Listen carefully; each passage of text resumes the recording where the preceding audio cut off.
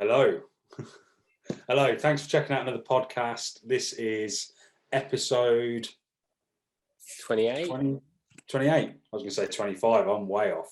Getting into silly numbers now.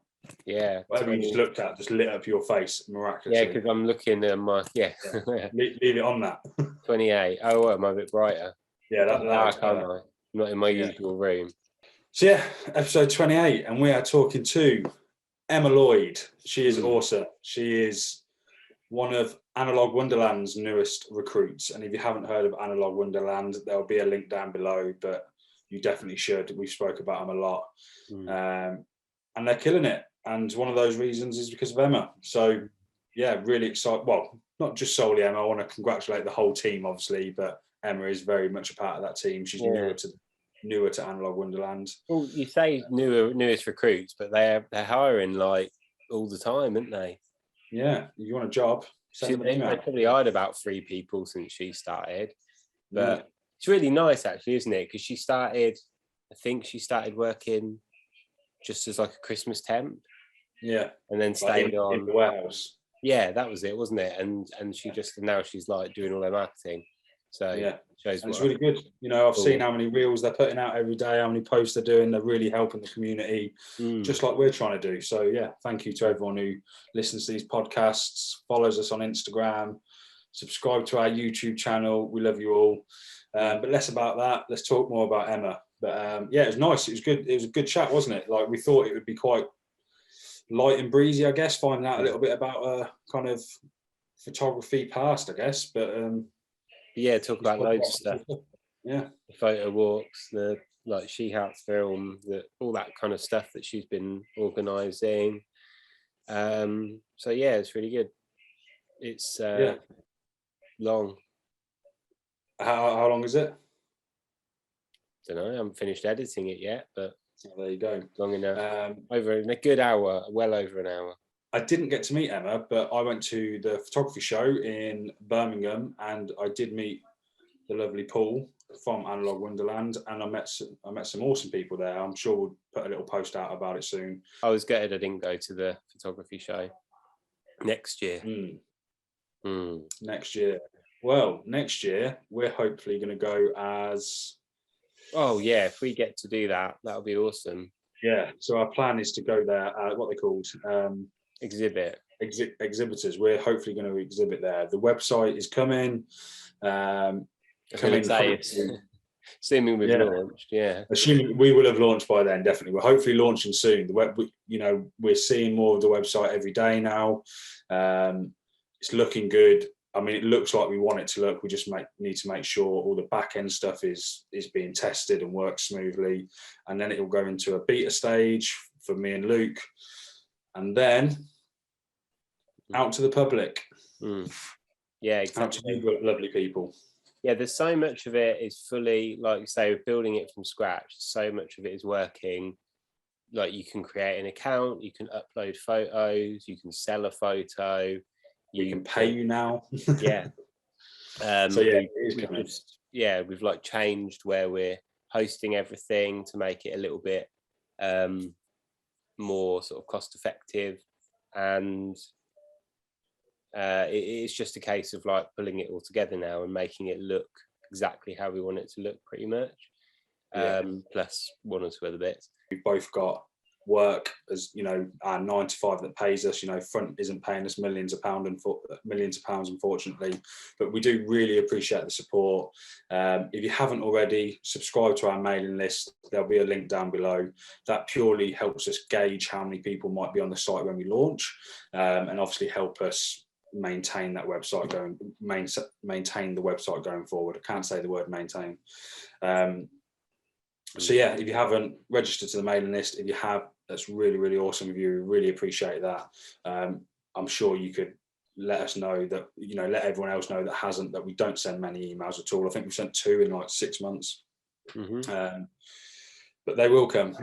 We are going to get some, the website will be coming. It is going to launch and it's going to be really good. I don't know if you can hear that. My dog's going crazy at something. I got distracted. That's all right. Right, get on with it. Right. Drum roll, please. Emma Lloyd, let's go.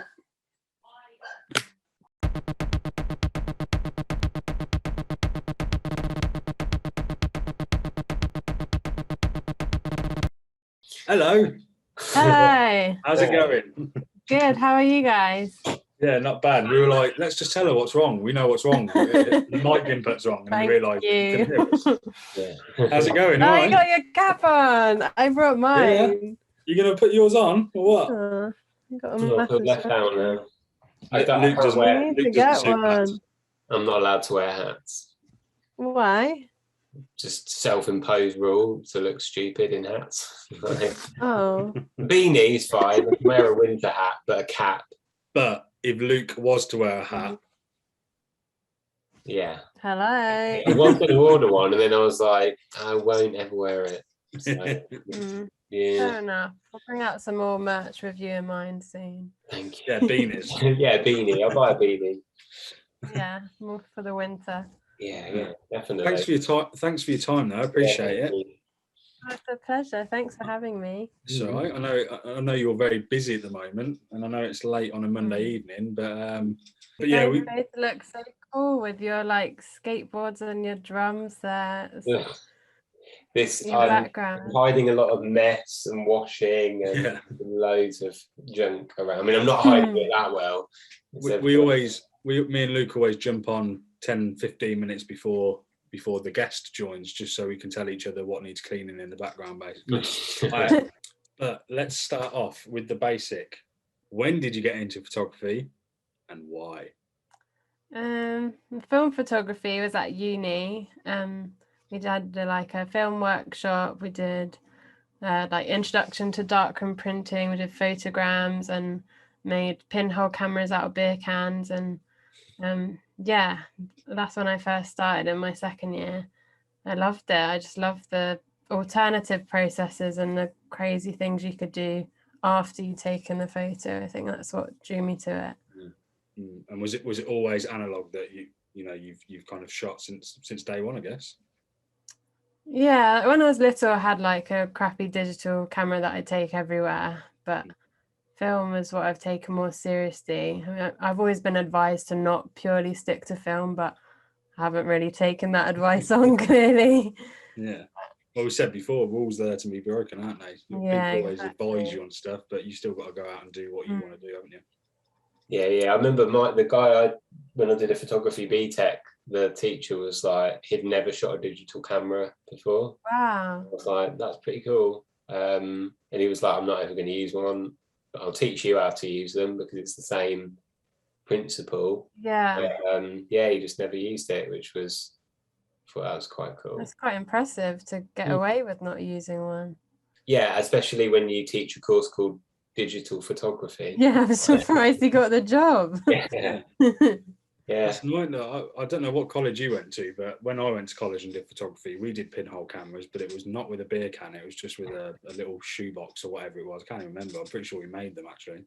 But yeah, I remember going into the photography studio and my tutor was just pouring beers down the sink. I was like, what are you doing? He was like, well, you can help and have a drink if you like, but no, we just poured them all away just for the workshop. Seems like a waste, but at the same time, yeah, we got some cool results. Yeah, really? That's a really cool thing. I've never made a pinhole camera with a beer can. I've made them with like a little box or matchbox kind of thing. You can make them out of, can't you? But yeah, that's really cool. Didn't you make some recently as well with the I actually have it with me. Wow, here's one I prepared earlier. Yeah, got my She Hearts film sticker on the back. That's awesome. Yeah, it was a workshop I went to last weekend, run by Amber Jessen. You should follow her if you don't. And she specializes or does a lot of pinhole photography.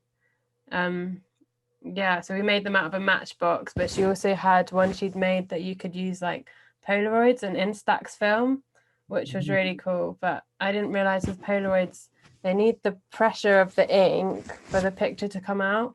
So after you'd exposed it, you had to like get a rolling pin and like squish the photo so it would develop. Yeah, that's really cool. So have you got the result now then? Of the Polaroid one? Yeah. Yeah, I did one. It didn't work very well. The back like exploded and I just got ink all over my hand. But I have my little face in there somewhere. Yeah. She also makes her boyfriend's a jeweler, so she had like a ring she'd made as a camera. It was like this big, and it just like slotted open, and she put photographic paper in there as a pinhole camera. It was so cool. A ring. Wow. Yeah. That's like spy stuff. Yeah, spy camera. I feel Yeah, like very obviously clever. there's a massive hype around kind of like analog photography at the moment, isn't it? It's kind of growing and growing. Not a massive hype. Well, there is, but obviously there's like Justified. a research of people. Yeah, it's justified. Yeah, it's definitely on the rise. Yeah, and I feel like there's a lot of people getting more experimental with it, especially with the world being different to what it was kind of 20, 30 years ago in terms of like, you know, a greener way of doing things and recycling and things like that. So it's kind of pushing the boundaries in terms of what can be done in photography, isn't it? Even though it's kind of going back a few years, it's still kind of being pushed forward now. Yeah. I feel like with digital, all that can really get better now is like the resolution of the photo. Yeah. In terms of, I don't really see what else they could do, like maybe some more flashy settings, but I feel like with film photography, there are so many more creative possibilities. You've got stuff you can do on Photoshop, but film is like way more tactile, and I prefer that when I'm doing creative stuff. It's a purer way, isn't it? I guess. Yeah, exactly. You know, you like when you've got that result, or you know, you're never going to be 100% sure. Like you said, with Photoshop, you can kind of do anything you want as long as you've taken somewhat of a good photo in the first place.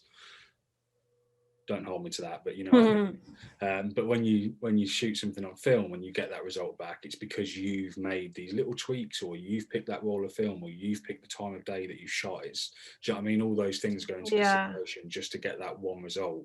And then you do feel a sense of purity when you get that. Whereas with digital, you don't even have to consider all that. You could make the photo look as if it had all those factors, but film, you need to consider it like from the get-go. Yeah, it's the same with doing what do you call them, like double exposures. You see a lot of people's and they're really great, and then you're like, oh, it's Photoshop, right? Yeah. Okay, well, great, well done, but it feels a bit sort of, I don't know. There's a guy that we share his work occasionally. Eugene Gramley. Yeah. So I'm thinking of, and he just shoots these things on film, and you're like, wow, how did you do them? Either there's a lot of mistakes, or you're really good at them. Hi, Eugene. I know you're listening. He's a good supporter. Yeah.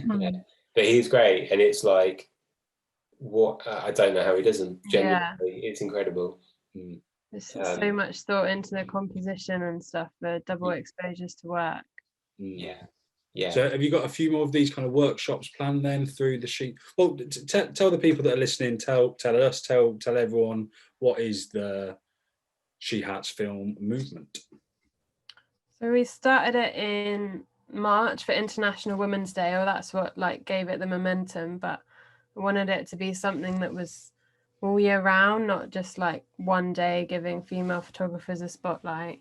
It's like, we're women all year long, like let's celebrate us. So we started with a photo competition and did a few blogs about the winners, and we've tried to continue with blogs and writing about different photographers that do all sorts of different work that we like. Did a all-female photo walk a few weeks ago, which was really fun. So it's grown a lot. I just want it to keep going. I think the educational side is the most important for me, like blogs or sharing resources and just building a network of female photographers. I think when it hit me the most is when I went on the photo walk that Paul organised, which was great fun. But there was like 4 women there out of about 40 people. And I know there are more female film photographers out there. It's just like, you know, connecting them all and making friends so that you'd feel comfortable to go to these events the next time because you'd have someone to go with. Yeah. So do you think that that's the reason that there was less women on these other ones, because it's like you perhaps don't feel comfortable? Yeah, I think it's definitely a factor. Like it's sad to talk about, but I think if there was a single man to go to an event on his own, he'd most likely feel more comfortable, especially if you knew that the event was going to be male dominated. I mean, all the guys there were really nice, but there's also the, you know, I feel like I'm calling you guys out. No, go for Not it. at all. Just that not all men. Some men tend to But then what's the response to that? Is like, yeah, but it is always a man. It's true. Just the sort of like mansplaining and.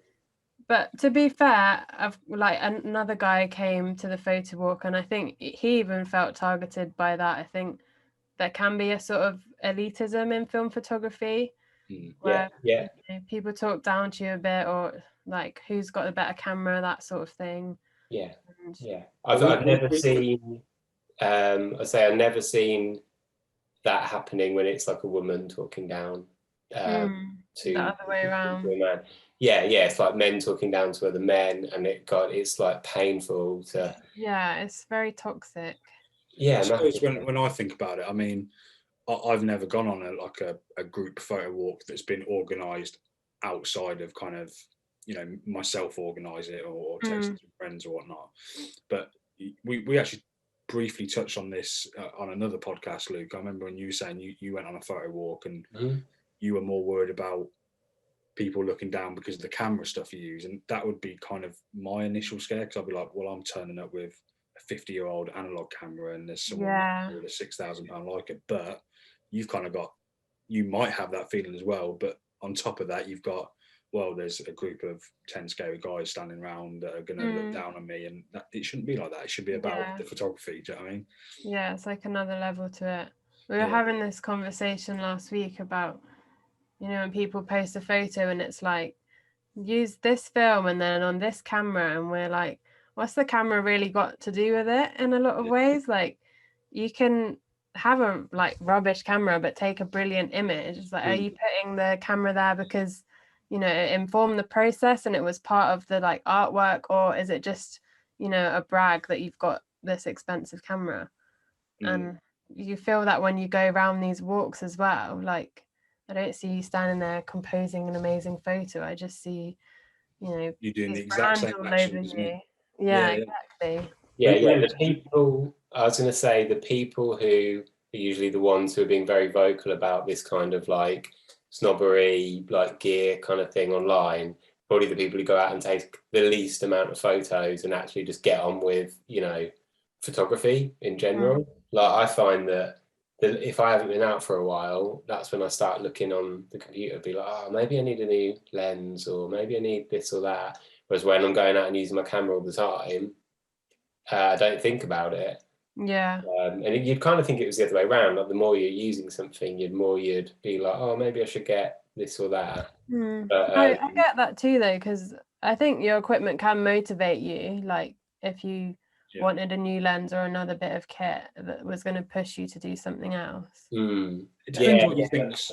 It depends on what's enjoyable, because sometimes you don't go out to necessarily get the best photo you're ever going to take in your life. Do you know what I mean? You know, lighting isn't always great. Where you are isn't inspiring, but sometimes it's just fun to go out and shoot. And I feel like, I don't know, but I'm sure you'd agree, Luke, since we've kind of started front and we've been going out making some videos and stuff, it's way more than just taking a photo that we're happy to kind of show. Do you know what I mean? It's about going out, having that experience, the process of it. Just before you joined, I've literally just bought this off eBay. It turned up today. This cool. The postage cost more than the camera.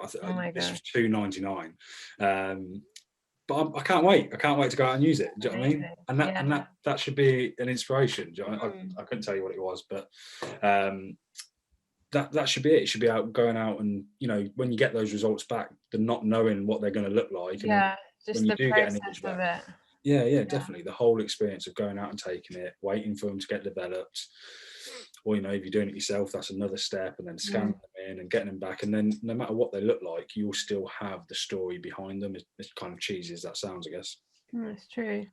I think a lot of the time I enjoy the picture taking more than the photos after. Like, I do enjoy the process, especially since I started developing at home. I just can't be bothered most of the time. Like, you really have to set the time for it. I've got so much film at home that I need to develop, but I just keep taking more photos and putting it off. I've found that since I started doing it at home, I'm like, can't take it to a lab because I can do it for free. Feel guilty, don't you?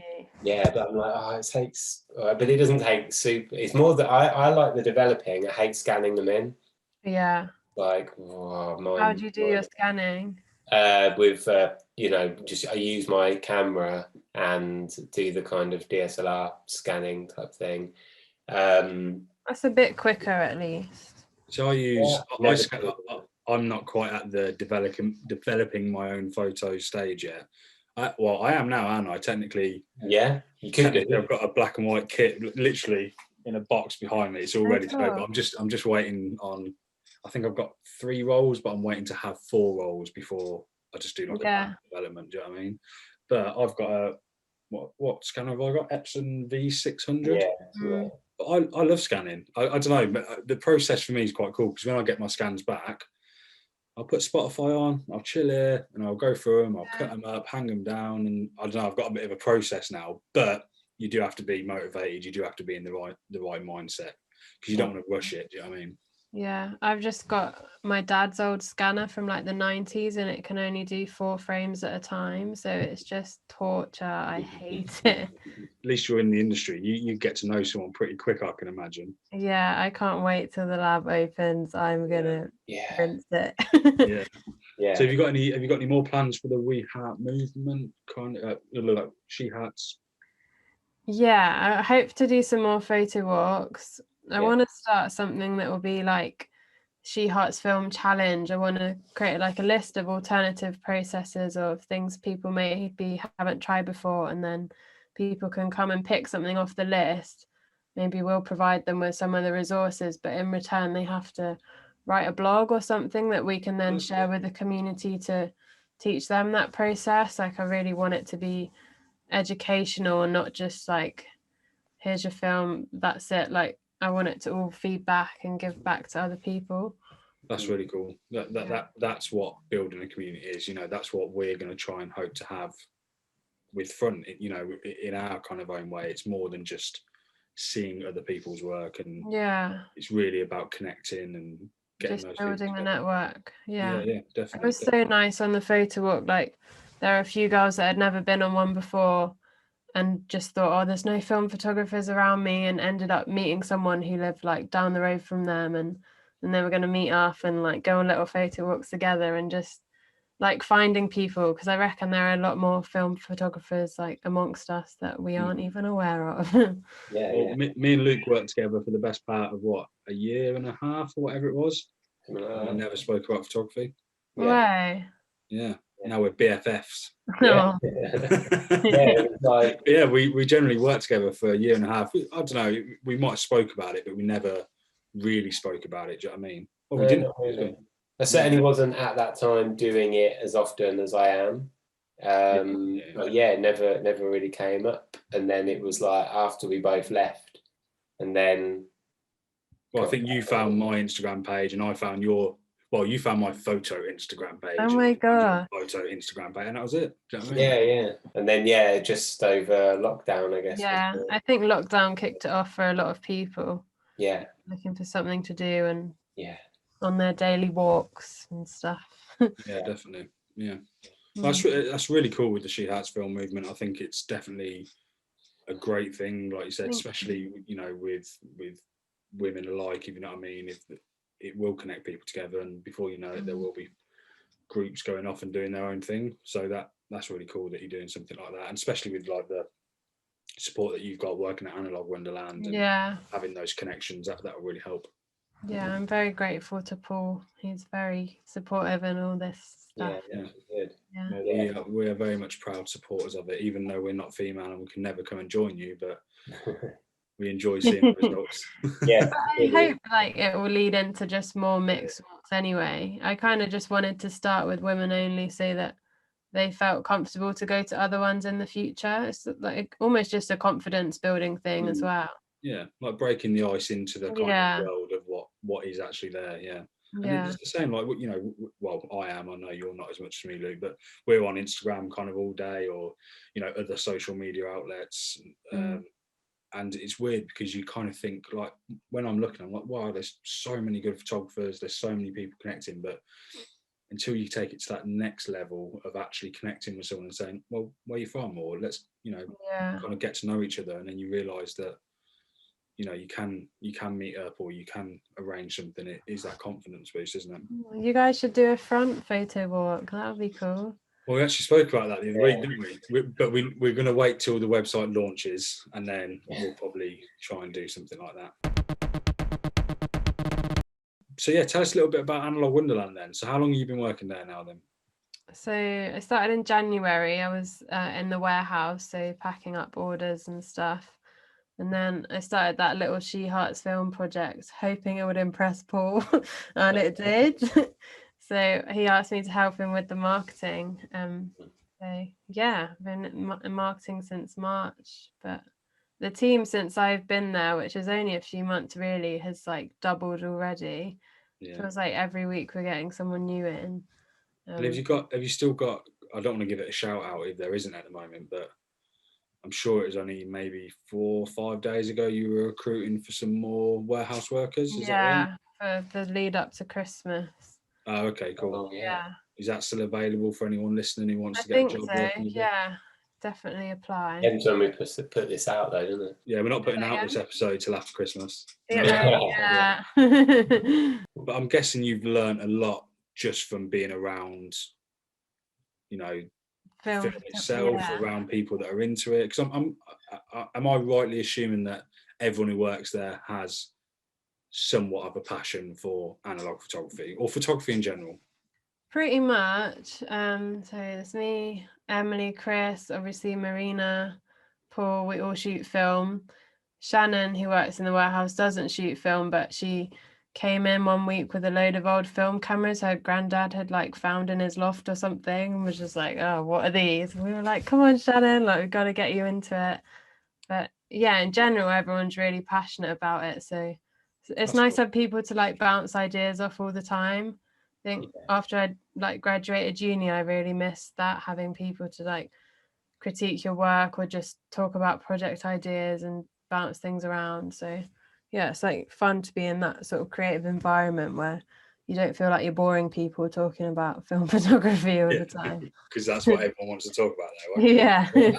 Yeah. I have that a lot at home. Like, literally yesterday, like, sorry, you can finish saying what you're saying, but how are you talking to me about film photography again? I was like, I'm relating it to something else that we're going to talk about in a minute, but just let me finish talking about this lens I've been looking at.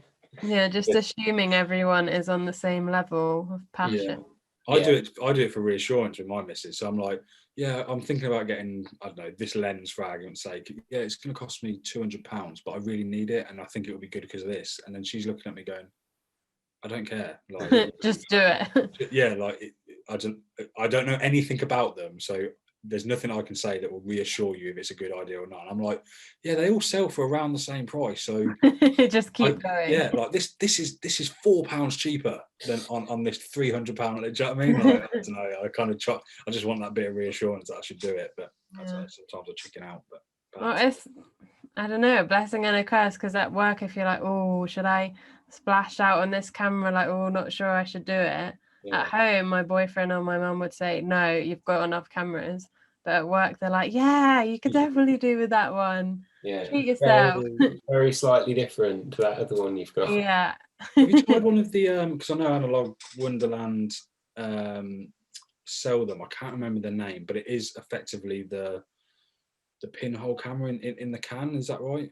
The solar can. Solar can, yeah. Have you tried out one of them yet? I haven't tried one yet, but I would really like to. Yeah, I really want to try one out, because how long does it take to kind of recommended exposure? Is it like 3 months or something? Yeah, I think people leave them up there for like absolutely ages. I don't know if you've ever been to Northampton, but it's not the sort of place you can leave anything for 3 hours, let alone 3 months. Yeah, that's what I wonder. I don't know where I'd put it for that long. Definitely have to go on a little hike somewhere and put it somewhere. Yeah, but they're such cool ideas. We do get some people like message like, oh, I put it up and it, didn't last long or got knocked down or something, got to try it again. I think it's something that, it's quite experimental too, but yeah, they're such cool ideas. The results look wicked, I think. Yeah. Like, I get it probably means more to the person who's actually gone and hiked wherever it is and Yeah. done it, but I still think they look pretty cool. Like, I would happily have, like, if I went out and did that, I would probably want to get that printed and just put somewhere, just to say that I've done it. Do you know what I mean? Like, add it to a portfolio of some kind. Yeah, they're really cool. Yeah. But you must be itching, like, especially when you get new film stocks in and stuff like that. Being surrounded by high quantities of everything, or even worse, low quantities, and you're like, well, I better get that before. Exactly, that is the worst. Yeah. The other day, Chris and I logged onto our like account, and you can see how much a customer has spent, and we were just like, "Oh, I'm gonna be sick." It's a lot. You think, "Oh, I got the staff discount," like that makes up for everything. But if you're buying film like once a week, they might as well pay us in film at this rate. I used to run a skateboard shop, skateboard shop, and I didn't get paid the most amount of money, but I loved working there, don't get me wrong. But I just remember, like, every week, because I was fortunate enough to get everything at like cost price if I wanted it, but my boss would pay me weekly, and I'd just be like, oh yeah, just I'd get paid half what I should do. I'm walking away with half the shop every week, and it's so frustrating. Like, I got back and I was like, I didn't need this at all. Like, I'm surrounded by it all day, but I don't know. Most of the film you buy and you just keep it in your fridge for months anyway. I never shoot it straight away, but you just want to be first to have it. Yeah. Oh, that was the conversation I was having the other day, because I found that I was doing a little eBay hunt. I was trying to find some cheap point and shoots that I can maybe take out and shoot, make a video on, which is why I got this. But there was one camera that popped up the other day, and it was like, I think the bid had like an hour left, and it was sat at, say, £10. But the camera was naff. Some of them are just naff, aren't they? But it had 3 rolls of expired Kodak something 200. Oh wow. But I was trying to justify it to my missus and say, look, I'd pay 30 quid for this just for the expired film. I'm hoping no one else is going to bid on it, just because, even the description was, it comes with 3 old rolls of film. I'm just throwing them in. They're not worth anything. They're expired for like 4 years or 10 years or whatever. And I'm like, that's amazing. That's all I want right now. Do you know what I mean? You can't buy it anywhere. But as a love-hate relationship, I guess. I know. The one man's trash is another man's treasure. Yeah. So I did put a bid down just to try and get the film, but no success, unfortunately. Yeah. I did that the other day with the what's that? The Lomo, the LCA camera, and it was one from like 20 years ago, but it still had the film that it came with, and it was like their color negative, but in 100. And it was called something, and they don't sell that anymore. And it was called something else. It's not called color negative, but it's and like I can't find out anything about it online, or like there's nothing about it that I could. Well, I spent about a minute trying to look it up, and like it didn't show me anything. But I was like, I just want it because I want that film, even though it's like 20 years old. But now I'm like, too scared to shoot it. That's the other thing. You're like, oh, it's now become a precious thing, and you put so much pressure on yourself to get the most amazing photo with it, especially if it's expired. It's a bit risky anyway. Yeah, exactly. Or you have like I had 2 rolls of portrait that I was saving to go on holiday with, and then I went on holiday and it rained the whole time, so I was like, I'm not shooting that. Not on grey overcast days. Especially because the price of film, is unfortunately on the higher end of things, isn't it? It's going one way, but so you feel more protected, you feel more precious about going out and shooting it, or when you're actually going to press the shutter, when really it was that little bit, I don't know, for me anyway.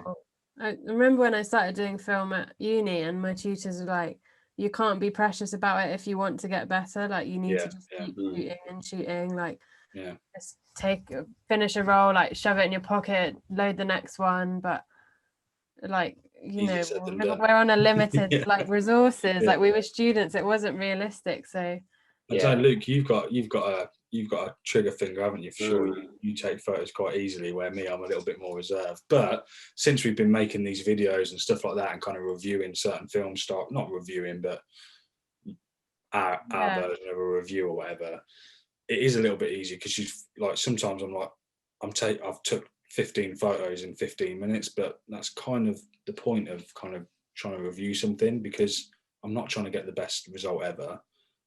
I'm just trying to see what the results are from if you photos like that I it. take, so I can then know when that film stock's going to be needed in the future. And it like goes both ways, because with digital photography, like if there's a photo in a magazine or something, it's probably one out of like a couple of hundred photos they've taken. Yeah. With film, you do have that in mind, so you try and slow down a bit and really compose an image. But yeah, sometimes you do just need to like practice, or especially if you're testing out a new camera or something you're not sure about. You're not going to know until you've taken a couple of hundred photos, are you? And that's but you know, during those couple of hundred photos, you can still get some wicked pictures, even if they just serve as a memory and not something that you're gonna sell for £500,000. You know what I mean? The realism of that is you're not. You know what I mean? That's the dream. You've just got to enjoy taking photos, make the pictures, and if you're happy to look at them, that's the most important. Yeah, completely. Yeah. So what else are you working on then? Because I know you've been going on photo walks. You're going here. You're going there. You met up with Analogue Holly, I saw at the workshop. Is that right? Yeah. So the workshop was actually part of this exhibition called Obscura. So Amber, who ran the workshop, curated this exhibition, following on from the list of female photographers I made. So everyone in the exhibition was in that list of female photographers to follow. And it was all about celebrating alternative processes. So none of the photos there were just like a straight photo. It was like cyanotypes, pinhole photography, like Polaroids, double exposure, souped film, like all sorts of like really cool stuff. And it was just so cool to be in an exhibition of all women. Like I don't think I've ever been to an exhibition like that before. It's on in Nottingham at the Carousel, I think till like mid-October now. They extended it, and they're selling all the prints there as well. It was really cool. Awesome. Yeah, that's cool. Yeah, because I remember seeing some of the photos that you kind of shared on your story and stuff like that, or some of the videos you're posting, and it just looked like a wicked atmosphere. Do you know what I mean? Yeah, it was really supportive and cool to meet people like Holly and that I'd spoken to on Instagram but not met in real life, and it just felt really uplifting and lovely. Yeah, it was really cool. We love Holly. Like, obviously she's one of the ambassadors for Front, but we really support what she's done, especially kind of the leaps she's taken. Yeah, we were talking about that. Yeah, and especially with like work-life balance, she's took the plunge into doing something creative. I love watching her videos. Like, sometimes only a couple of minutes, sometimes they're a little bit longer, but I really feel like a part of her journey, and that's something we definitely want to support. Unfortunately, we're just a couple of friends that are trying to build something at the moment, but if we can support that any way we can, then we're going to. Yeah, definitely. And I think if you help someone on their way, like, they'll help you when you need something. I think film photography is like very much like that in this community. And we spoke about that as well, like just shooting your shot, DMing a person. Like, I think especially in film photography, I found everyone to be like super friendly. I haven't really had like a very negative experience with anyone. And I think building those connections is like the most important thing. Definitely. Yeah, it's weird that like we've had like so many people that we've spoken to say the same thing. They've not really had any like bad experiences. Yeah. Especially, particularly with social media, where it can be quite, if you delve into the wrong bits of it, it can be quite negative. But is there some stuff about the Facebook groups getting a bit toxic sometimes? Don't even. But I don't. Yeah. So I don't use them. Maybe this is a bit ageist of me, but I think like the younger, newer film community is on Instagram. Yeah. And I can imagine it's the older guys who like are the OGs of film photography who can tend to like gatekeep things a little bit. You're doing it wrong. You shouldn't be doing this. Not back in my day, it was like this. Which like there's a right way and a wrong way. No, that's I've never looked on didn't even occur to me like till Jamie said a while ago about the amount of groups on Facebook and stuff. It's quite big on there, but it is. Like I got a message the other day just saying like, you know, because I've joined a couple just on my own Facebook sort of thing, you know, local photography groups, whatever it might be, and some of the questions, like some of the photos as well, you kind of see, and people are just generally asking for feedback, or it seems a little bit clickbaity at times, if you know what I mean. Yeah. I completely get Instagram can be like that at times, but I don't know, all the photographers we kind of ever have a conversation with, more than just say 1 or 2 messages with on Instagram, everyone seems really humble, and like definitely the people that kind of have a lesser of a following, or maybe only just started Instagram, like we try and reply to all the messages we get. Yeah. More than just a thanks guys, you know what I mean? I'm sure if you are listening to this and you sent us a message, you'd agree with that. But even the kind of like bigger accounts or already established photographers, people are still so humble, and they're so supportive, do you know what I mean? Or they're so grateful for having you reach out. And I don't know, we definitely always want to kind of promote that. But yeah, I feel like with the Facebook, it's sometimes just a little bit clickbaity at times, but I don't know, there are Yeah, definitely. I can't remember who I was talking to about it, but we were saying like film photography sort of goes hand in hand with like outdoorsy stuff, or like photo walks and that sort of thing. And I think that brings like really down to earth people, because they like all that nature, being outdoors. I don't know, that's the sort of people I've met so far. And even people who like Marina, I was such a fan of hers. Like when she joined, I was so excited but like freaking out at the same time. That like you meet her and you're like, oh, she's just like a person, like yeah. Well, we felt honoured with Marina as well, because like she was, again, I don't even want to use the word lucky, but she was one of the winners, like we were, for the Analogue Wonderland. What was it called again? Community Fund. So we kind of found her through that, if you like, and you know, that was very, very early days for us. And to see where she's gone with that, you know, now having a studio in Analogue Wonderland. But regardless if it was with you guys or not, I'm sure she would be successful at whatever she was doing in that area.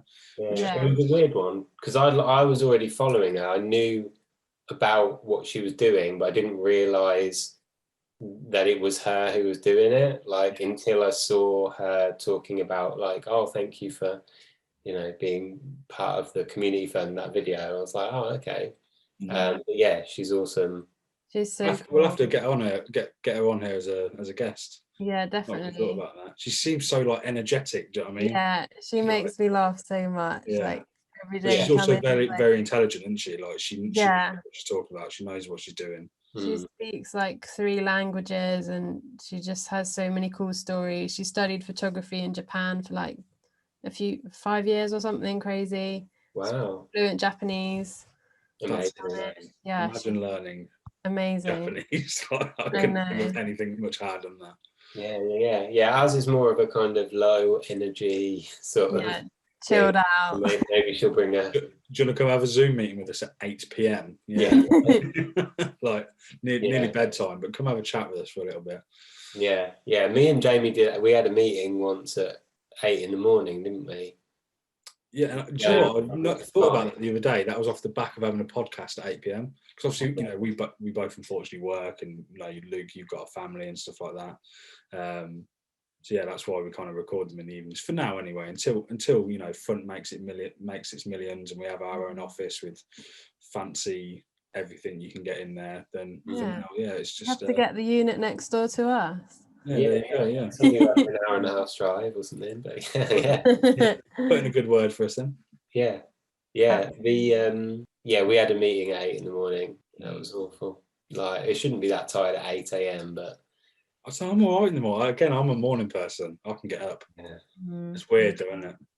Yeah. Do you know what? I generally had a lie-in today for the first time in, like, I can't remember how long. Because normally I start work at 7:30, right? So like, even in the week I get up early, and then at the weekends, like, my body clock just tells me to get up at 7 o'clock. Like, it's just how it is. Yeah. But today I woke up to the doorbell ringing at 9 o'clock. Wow. It was my Gusto order getting delivered. Good. Yeah. No, but like, did your back really hurt because you'd had too much of a lie-in? Well, no, I went to bed at 4 a.m, so it wasn't. I'm joking. No, I did go to bed at a normal time. I'm just not a very good sleeper. You know. But yeah, I know what you mean though. It's just finding that kind of work-life balance, isn't it, with everything? Yeah, that sounds difficult. What you guys are doing, managing it all. What's But it like if working you at love Analogue Wonderland something, though? You, huh? you enjoy working at Analogue Wonderland though, I bet. Yeah, absolutely love it. I Like, feel like it's more than just kind of like a job there. You know, you're in with a wicked like group of yeah, people. if it's like it's a family business still at the end of the day, like those values are just at its core really, and Yeah. I think everyone like just really cares about each other. I feel like they're invested in you and your progress, and they've been so supportive, and yeah, I'm so grateful to work there. I never thought I'd get a job related to film photography. It's still a bit surreal at times. Even just in photography is hard enough, isn't it? Let alone Yeah. in a niche of that. Yeah. That's very cool. So like the lab that's coming, it's really interesting in terms of it being like the sustainable aspect of it. So I'm quite like, we have a local lab and I do have somewhere else that I use. Maybe I shouldn't say that, but like sometimes I just can't get into town to drop them off and I can post them to this other place.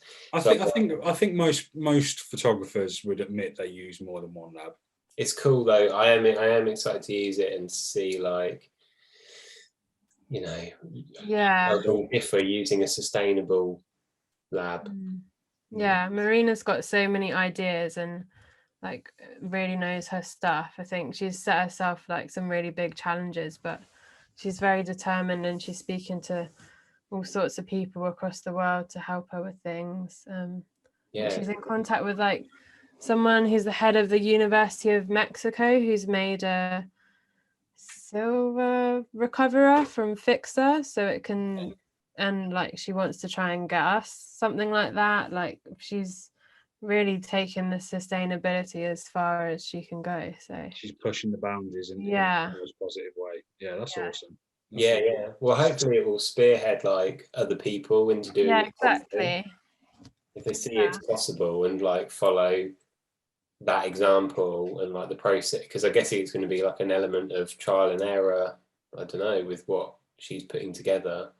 Yeah, like you say, if this can encourage other people to think more sustainably about film, then that can only be a positive thing. So I got a home development kit at Christmas, just gone, and then I didn't even realise there was other ways of doing it. I hadn't really looked into it. I just assumed that's how you develop film. Yeah. So quite soon after that, the community fund happened, and there was the Northern Sustainable Dark Room. Car from the Seeing what they were talking about, and then I was like, oh right. So I looked it up, and then I'm like, right, coffee, all these different things to use, and it just never even occurred really. So I like the fact that I've learned how to do. I've developed loads of rolls of film, and it's so much easier than you ever would think it would be, and all that sort of thing. But now I'm quite like keen to find out about other processes. If I can not be pouring, like you say, like fix it down the sink and all that. Yeah, you always feel a bit guilty about it. Yeah, definitely. When you you spend all your time like washing up things to put in the recycling bin and doing every little thing. Like never let anybody, never. We're more on the side of like there's not enough food in the house than we're throwing away food that doesn't get eaten. Like I hate all of that kind of thing. And then it'll be like, it's the weekend, I'm going to develop all these rolls of film and pour all these chemicals down the sink. Yeah, it's weird, though, isn't it? But it's also being around those kind of people as well, or like like yourself, you're around people that are trying to do their own thing and make their own waves and push the boundaries, and that's made you do the same thing as well. Do you know what I mean? So like you're working you got your fingers in many different pies, which is really cool. Yeah. I just think if you're around people that are motivating you to do for yourself to be better, again, as cheesy as that sounds, but if you are around like-minded people, you are going to be pushed to be the best you can be, and then you're also going to learn more from that as well. So like Luke was just saying, finding a greener way of doing something, that's important. Well, I think like I spoke about this to Marina, I think a lot of people, especially if they're just sending like disposables to the labs, maybe they're just doing it like for their holiday snaps, they're not like super into film photography, I think they don't actually know what the development process is. Like you're almost completely detached from it. Like you just give it to the lab and back come your photos. So I think the education around it is really important. We did a blog a few months ago actually with Holly, because she's done a lot of work in like different developing processes. We spoke to her and Ed Carr from the Northern Sustainable Darkroom, and he wrote like a whole dissertation on gelatin and that whole industry to do with film. And like I was so shocked by it, because I mean obviously gelatin comes from like meat and cows, but you like once you see the scale and the numbers, and it was like quite disturbing. And I think that is what made me think more about it, because you need to, I guess, try and offset that damage in other ways if you can. Yeah, well, back in the day, didn't Kodak have their own farm or something? Oh my god, that's horrible. There was, or I don't know, like maybe that's not quite. I read it and I was like, I'll never take a picture of a cow on film again. You literally had the stats, like how many cows were killed for consumer films and the blah blah blah. You'll have to. I don't know if you've got it or can find it, but you'll have to send us that, and we can put a link. Yeah, it's really cool. It's a very interesting read. And yeah, sure. I definitely want to check that. I don't want to stop anyone shooting film, but I think it's important we understand like the background of it. Yeah, it's that fine line, isn't there? Because I've got a friend who basically stopped shooting film because. Oh really? He's over the years. He's now like pretty hardcore, kind of like vegan, if you know what I mean. And he's like, well, I love film photography. Like he hates digital photography. I can't tell you how much he hates it. But he now no longer wants to shoot film. But really, it's like conflicting values, isn't it? There's got to be that balance. Do you know what I mean? And it's the same in life. There's still things that unfortunately are unmissable or unavoidable, but if you are aware of the things or the other options that there are, then at least you can make up your own mind, I guess, without being too preachy in that kind of subject or that area. You don't want to become that person who's but we all are, right? We all are in our own ways. I can recommend a camera for you because I think it's amazing, because I shoot this camera and I think it's the best because of that, when really it might just not suit you. Do you know what I mean? Like, it's a weird one, isn't it? Yeah, I think there's always that argument that it's like comparably it's a very small thing compared to just general I don't know, farming or like say pulling chemicals away, but it's still like it all contributes to it's a factor. I don't think any cows are like killed specifically for film anymore. I think it's an offset or whatever the word is of the meat industry, but still still it's knowledge, isn't it? Knowledge that if you kind of were aware of, it would make you think twice about how you're doing things, I guess, because we don't want people to stop shooting film, right? Like we all love it, but at the same time it's just educating people. I don't know enough about it, so like do you know, like is it possible to buy, I'm assuming not, vegan film? No, I think there's been more research into it recently, but I think they haven't found something that will bond the like emulsion to the film in the same way. I think gelatin just seems to be the best thing. But when I heard that, I just thought, it sounds crazy, like in this day and age that they can't find something else. Or something hasn't been invented yet. But then you think, well, I don't know even who, I wouldn't even know who would come up with a solution like that unless you were the demand for it as well. Like that's it, because surely the industry, scientists are going to be looking to the future, not going back in time to help shoot film. If that makes sense. We're begging film companies to stop discontinuing film, like as that's a big enough battle. Like it's not. So unless you have someone who's just got a passion project, like there are people are doing, like us, like you, like whoever it might be, unless someone's just researching and putting in the time to kind of find a solution like that, realistically there isn't a lab of people sitting around trying to work it out. Or there's a solution, but it's like so expensive it doesn't. You'd need like an investment to do all that research. Or it's so cheap that it won't make money from it. Big corporate companies won't How make does that work? No, do you know what I mean? Like that maybe there is. Well, I don't know. There's solutions for things that would make the world better, but why aren't we doing them yet? You know, like I saw some. This is going to be random. You might have to cut this out because I might sound stupid. I'm pretty sure someone had like a solar panel driveway, and it pretty much powered their house for like 365 days of the year. Yeah. But like this was like 5 years ago, and it would change the world how we know it in terms of being a greener, more sustainable place to live. There's loads in that because people can't make money in the same way from like renewable sources, because how do they, you know, market that or limit it, because it's like infinite. Yeah, there's so yeah, just to go off on that tangent, there is somebody invented like a sustainable house. So it's something to do with how like the shape of the roof reflects the sunlight, and then there's like a tank at the bottom of the house that it's got water, like this section of the house that fills up with water, and the way it moves around and it heats the water up, and then the water, some of it gets stored for using in the bath or whatever, and some of it heats the rest of the house, and it just constantly it just looks after itself basically, so you don't have to pay for heating and stuff, but then it's not in anyone's interest to fund like mass funding of that, because there's no money. You pissed on my story, didn't you? You're talking about a whole house, I was talking about a driveway.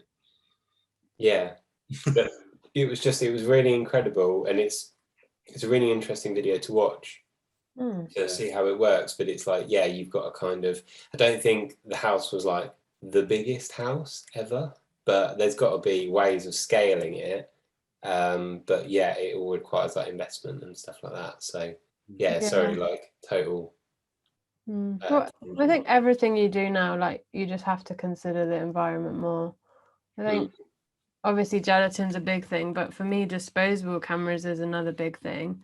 I've seen, especially this summer, like loads more celebs posting film photos. I don't know if you've found that.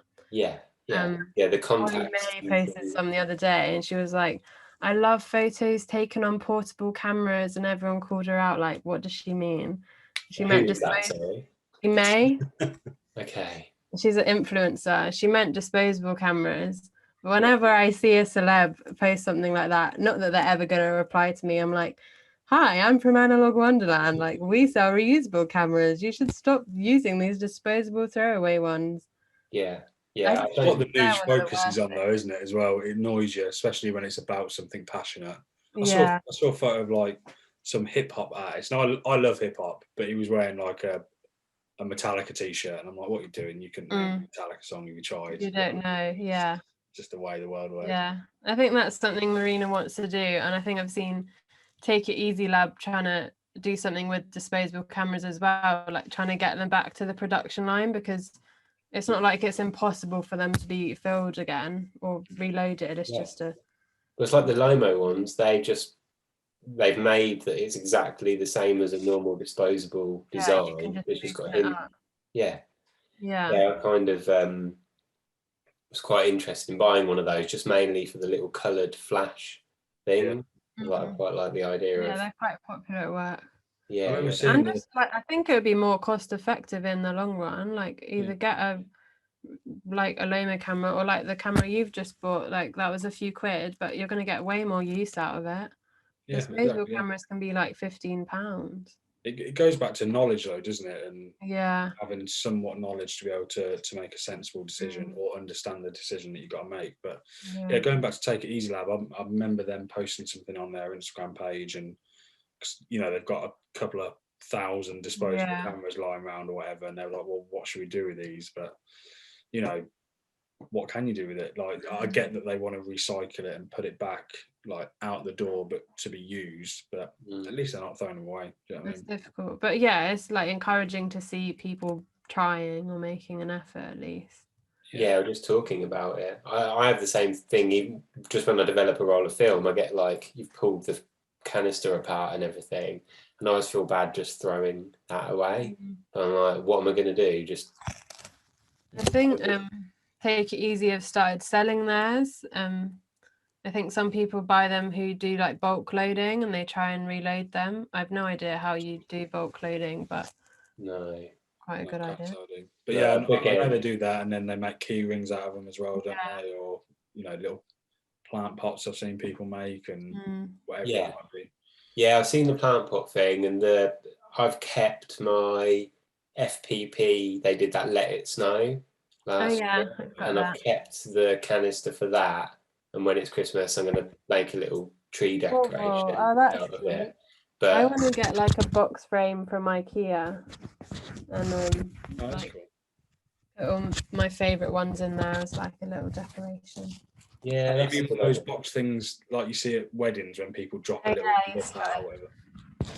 That's cool. Yeah. I like Yeah. that. Gradually fill it up. Yeah, I I do think we really all made little plant pots out of them. That'd be fun, wouldn't it? Our whole house is just surrounded in these. I feel like we should talk a little bit about your photography. Tell us a little bit about what you like to take photos of, any projects you're working on, or is it just kind of just fitting into your life of work at the moment? A bit of both. I think at uni I just did loads and loads of black and white stuff because we didn't have color developing facilities, but I think like that's a good entryway into film to start with black and white, because color just adds a whole different thing to think about. But I was really into alternative processes at uni, so liquid light emulsions. It's like liquid silver gelatin that you can paint onto anything and do darkroom prints with, and like solarization and alternative printing techniques, just anything that like distorted the image. I'm still into that, but like don't find as much time for it because it's a lot more experimenting and you need like a good few hours in the darkroom. But I'm part of an artists collective. We have exhibitions every so often. Yeah, I'm trying to keep it going. The liquid light is like my favorite thing to do, but it's such a fiddly process. I just haven't quite like perfected it yet. Yeah. What's the name of the collective? It's called Tau. Like everyone pronounces it slightly differently. It started with an exhibition in lockdown called The Art of Isolation. And then the artists who were in that exhibition just sort of huddled together for dear life. Because I think, like especially because I'm from London, I think the art scene can be like a bit toxic, just sort of like gobble you up completely. So just been nice to have a group of people to bounce ideas off. We've done a few exhibitions and some virtual ones, and that's You've got an Instagram page for this, is that right? Yeah. So there's a website, I think it's a German website, and they allow you to put on virtual exhibitions, so you can design like to scale gallery space and walk through the room virtually and like zoom in on the paintings, and it's like quite 3D. So we've done a few of them and it's been good. Like I think if I graduated and hadn't joined anything, I wouldn't have carried on making work. Like it's forced me to do stuff. I think I need to be held accountable or I just like get quite lazy with it, even if I do enjoy it. I feel like what you like promote yourself, and because going past just your profile on say Instagram for argument's sake, I always enjoy seeing your photos. I think they're really good photos, regardless of how you kind of made them. But also following your kind of journey and seeing the other things that you promote and talk about, I think that's good. I think that's an encouraging way of, connecting with people and showing people what you know, as well as, you'll openly admit that you learn just as much as you kind of teach, I guess. Yeah, I think it's almost been more of a focus for me recently, like the She Hearts film and networking with other photographers, because I just want to like be a sponge and absorb it all. Over lockdown, especially before I joined Analogue Wonderland, like I wasn't in touch with as many people. Like I have a little darkroom in my basement at home, but there's only like so far you can get on your own before you get stuck and don't know what to do or need some advice. So yeah, I think that's what I enjoy more about Instagram, like seeing other people's work. You can get obsessed with your own work and like is it going to look good on the grid and blah blah blah. Yeah. Right. I've completely. I mean, we spoke about the whole Instagram thing in recent times, and it's a love-hate relationship. We love it for most of the things, but we also hate it that we're addicted to it, I guess. Yeah. But I don't know. Like, I've changed, maybe because me and Luke have started front, but I've completely changed how I use my own Instagram now. Like, I don't hashtag, I don't do anything. Really? I just use it as a place to upload some photos, Yeah. effectively. But I kind of understand that that's a vague. That's not necessarily how it was even originally designed to work, because it is about connecting. But for me, I don't really care enough about it to kind of promote it anything more than that at the moment. Maybe I'll change my mind. I think the sooner you let go of that sort of side, the better. Like, the more you'll enjoy it. If you're just looking at your picture and seeing, oh, how many likes did it get? And even things like they say, oh, you should hashtag every post. I wouldn't be able to tell you if a post that had hashtags or hadn't, if it had done better. Like, I don't think anyone would actually know that. It's like, you're all just doing what you're supposed to do. Yeah.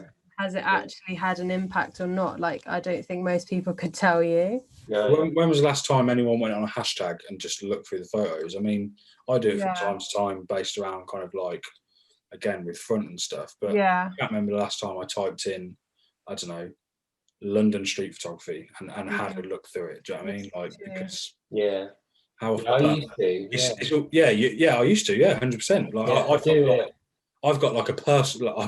For someone who doesn't like Instagram at the minute, I have too many Instagram accounts, but I've got like a personal Instagram account. I've got my photo one, and then obviously we've got front.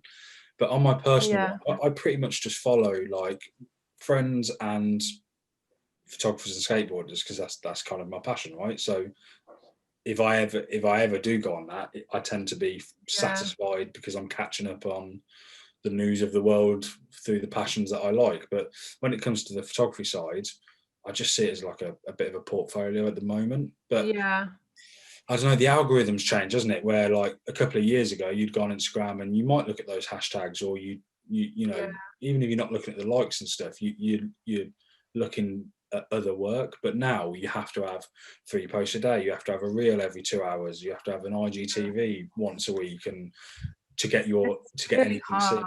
To keep up with it all, even just at work. Like, we were meant to have Twitter, Facebook, Instagram, TikTok.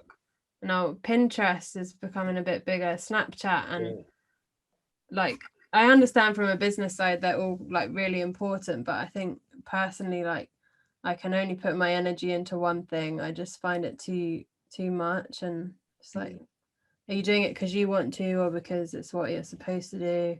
Yeah, I agree that's it. Are you doing it because you want to do it, or are you doing it because it's unfortunately now part of the way you now promote or market yourself or connect?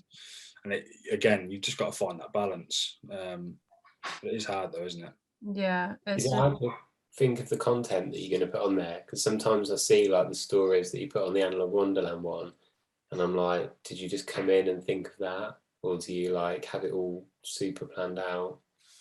I tell you, it's all super planned, and have an amazing content calendar that we all know what we're doing, but we're working on that. It's quite organic most of the time, because I think like you're responding to what's happened in the week, or what's going on, or what the conversation is. I try and schedule my own posts a bit, but not even because I want it like super organized, just because if you plan them out before, like, it's a bit easier to manage it and make sure you're consistent. But I can tell when I get too caught up in it and I just need to take a break from Instagram, because you can just like get too obsessed with the numbers and the likes and all that. So we've done the exact same recently. I don't know, well, no one would really notice, because again, when was the last time you actually went onto someone's profile and scrolled through? We try and make a conscious effort to do it, because we want to leave those comments, leave those like engaging comments, more than just a love or a like. A like doesn't mean anything really. Like, if you like something enough, you should be able to kind of leave a comment on it. But again, you've only got so many hours in the day, so a like is sometimes all you can give. But, I don't know, it is a weird one, isn't it? No, I agree. And we had a few people say to us, like, I mean, I know you guys do it, you repost people's work a lot, but I think, as you say, you're more active in the community through other things, and you have a podcast, and people had said, like, why don't you create a She Hearts Film account and just repost work? But I kind of feel the same, like, how far is a like and a follow actually going sometimes, unless it's on a scale of like thousands and thousands. I think that's where the education and community side for me like becomes priority, because I don't think you should ever say to an artist or a photographer like your Instagram is the be all and end all and that's where your value comes from, because it's just like a recipe for depression. Yeah. Well, and we actually got a message the other day from, well, we get them from time to time, and I don't mind replying at all, because again, like, it's either myself or Luke replying to every message, and it's not like we've got some script that we've got written out. It's just, you know, sometimes I might go, all right, mate, or sometimes I might go, oh, this is what we're about. But we get a couple of messages probably once every other day, and it'll be like, how do I get a post on your, or how do I get you to share my work? And really, it's just, well, if you support us, we're gonna it's mutual. do you know what I mean? It's not even that, because we share a lot of work and people probably don't have a clue who we are, because you know the numbers kind of don't mean anything, but really we just so many of those spam accounts that like you post a photo and they're like, DM this account and we'll post it for you. And like £500 for one post, and it's so sad, like it's that someone would actually give their money away to be just put on some superficial Instagram. Well, we actually, I'm pretty sure you liked it or shared it or something it was, but I actually put a post out on our Instagram the other day just saying, look, we share a lot of your guys' work, but we're not doing that because we're trying to do any kind of clickbait thing. We want you to engage with each other, and if you're engaging with each other, the whole industry is going to be better, which helps us, right? It's genuine. And I think you're doing like a great thing, like really setting a foundation for what you want to build, and you're going to have that network ready supporting you like as soon as you go live, which will be I think we just accepted it was going to be slow, and as long as we can do the most we can do to make it slow and steady, that's better than an explosion and then it just dies the next day. Or, you know, because we could go buy 10,000 followers, we could go buy 100,000 followers. What does that help us achieve? Like, it just doesn't. So, I'd rather have a few hundred like genuine followers that I engage with and I can talk to than like thousands that are just robots probably. Yeah.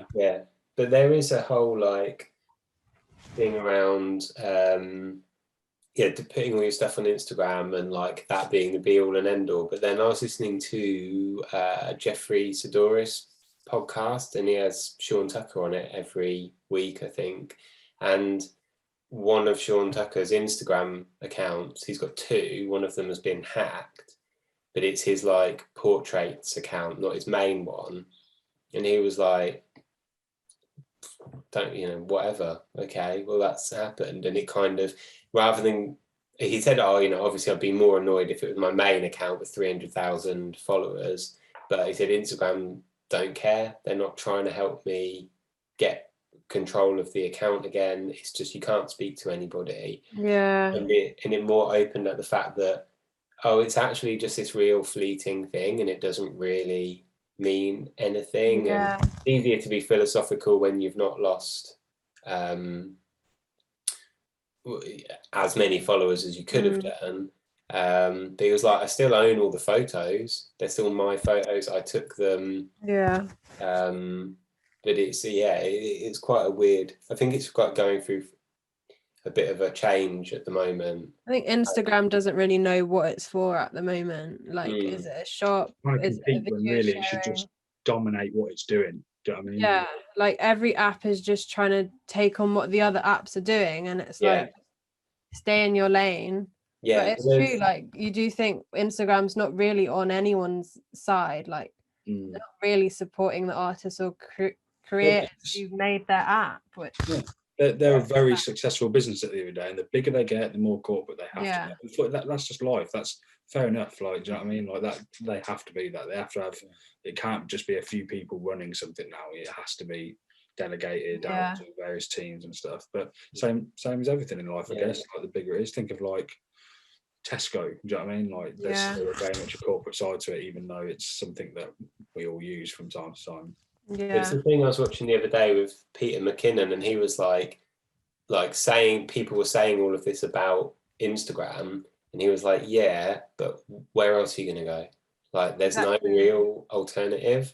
And I think at the end of the day, or like what perhaps it's moving more towards, is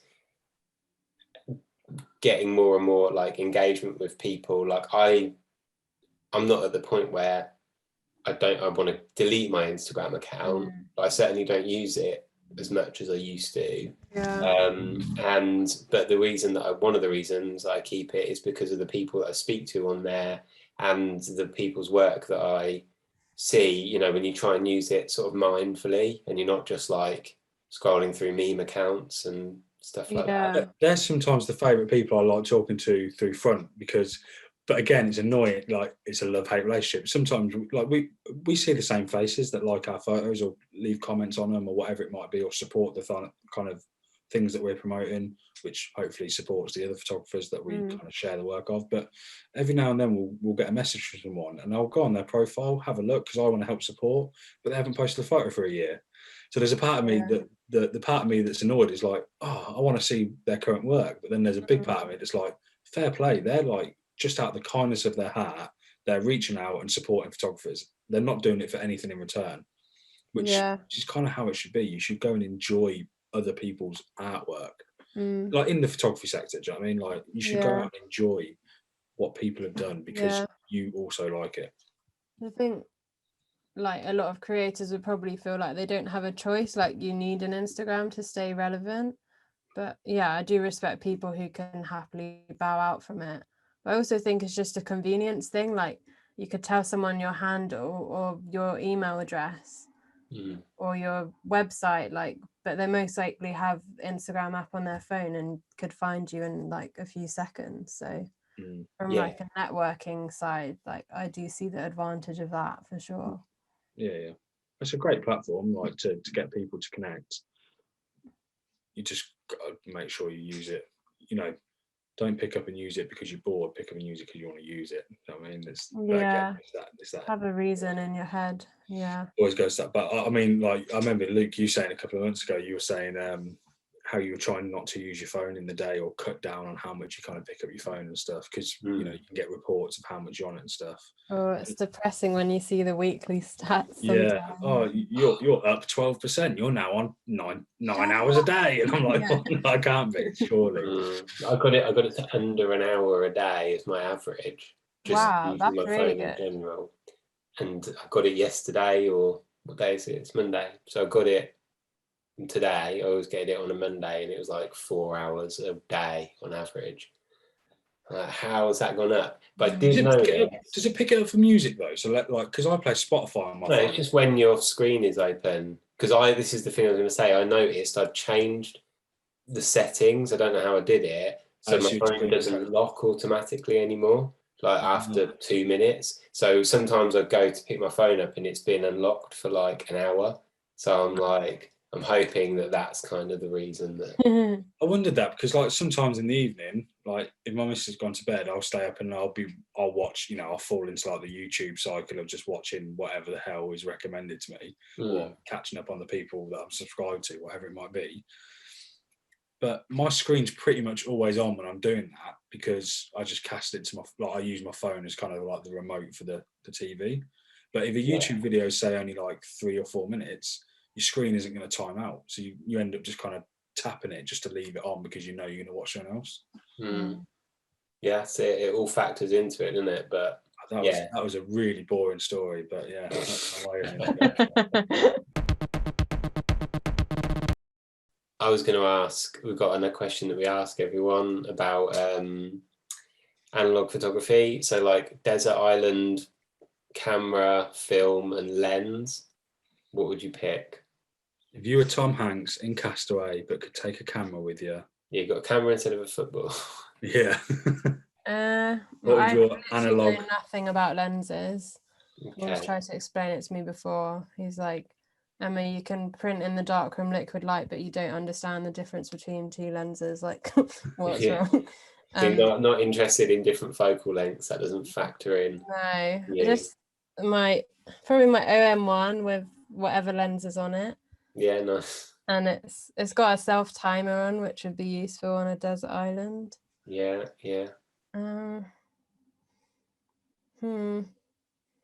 HP5 has always been my favorite. I think it's just because what I started with at uni, I feel a bit like sentimental towards it. Yeah, that's a good answer. I don't know. I feel like develop my film if I was on a desert island. I'd find something. Oh, there'd be your own personal darkroom there. Oh, cool. So no one else can use it, but you can. You've got unlimited stock. You've got everything on it. Yeah, the Castaway reference is quite bad because he has nothing. Where you take whatever you want and have a lifetime supply of it. It sounds brilliant.